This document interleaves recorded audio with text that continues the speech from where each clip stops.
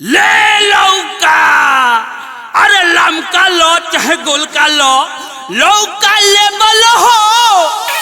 ओहो, ई भोरे भोरे कौन फाटल बांस खाने कुकुर चिल्लाता? अरे भौजी हो भैया लोग से हटो, हो हमरा ठेला में सोटो।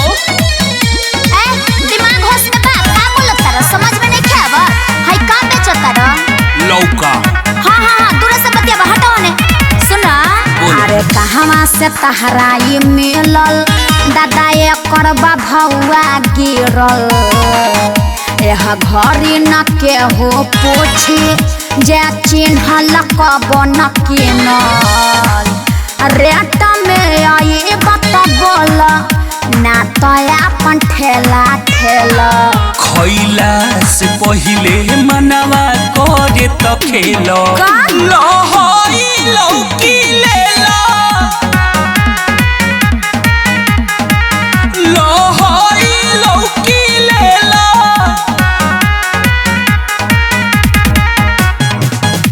कैसे बा? लमका की गोलका? लमका 6 रुपया। आ गोलका? ओहो 6 रुपया। कहाँ से ले आइल बड़ो? लमका की गोलका? लमका झमड़ा पर से। आ गोलका? ओहो झमड़ा पर से। फायदा करी? लमका की गोलका? लमका खूब नु। आ गोलका? एकदम खूब। ई बनी कैसे? लमका की गोलका? लमका छीले के पड़ी। आ गोलका? ओहो छिलही के पड़ी। अरे जब दोनों छिलही के पड़ी तो का गोलका लमका कोइले बाईस? हे लहई लौकी ले लो, लहई लौका ले लो।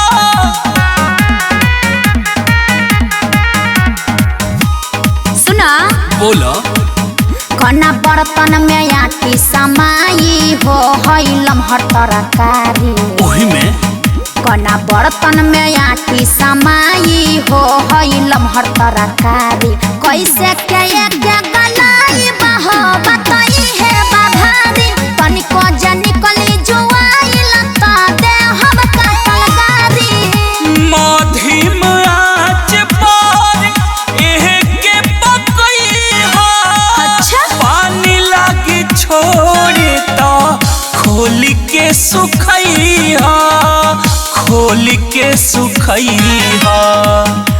बेचे के माल बात एतना बड़ाई करेला। खइला से पहिले मनवा करे तो खेलो। का? लहई लौका ले लो, ओहो, लहई लौकी ले लो।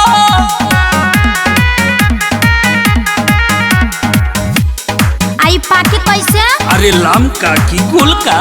लमका कराही में। आ गोलका? ओहो कराही में। फायदा करी? अरे लमका की गोलका? लमका सुपर हिट। आ गोलका? एकदम भरपूर सुपर हिट। स्वाद कैसन रही? अरे लमका की गोलका? लमका भरपूर सुपर हिट। आ गोलका?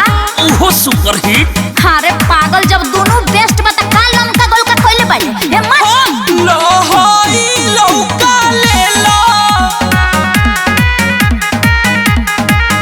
लहई लौकी ले लो।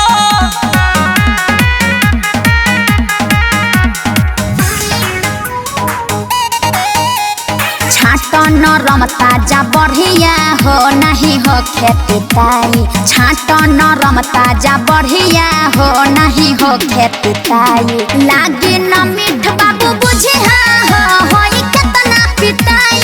लागे न मीठ बाबू बुझी हाँ हो होई केतना पिटाई। चिहुको जानी टेढ़ देखी बाटे कुल ताजा।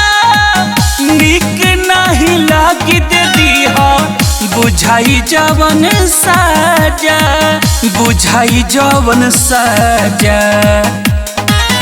हम त मजाक करेले बबुआ हो झूठा हूँ डरेला।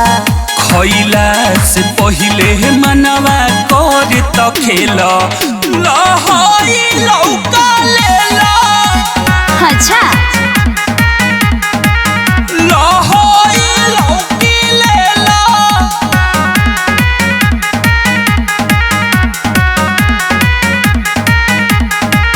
अरे खा चाहे खेलो बाकी ले लो।